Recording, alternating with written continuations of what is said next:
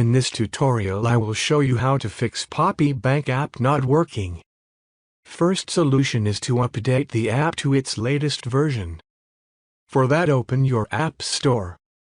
Now search for the app.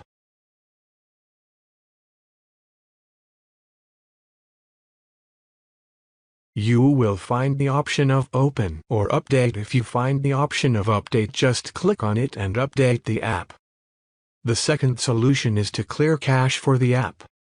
Open Phone Settings app.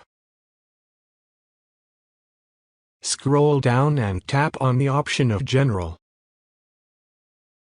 Then tap on iPhone Storage. Find the app Poppy Bank. Now tap on Offload app. Now tap on Reinstall app. After that, you can check whether your problem has been solved or not if you still have the same issue. The last solution is to uninstall and reinstall the app from the App Store. I hope one of these solutions solve your issue.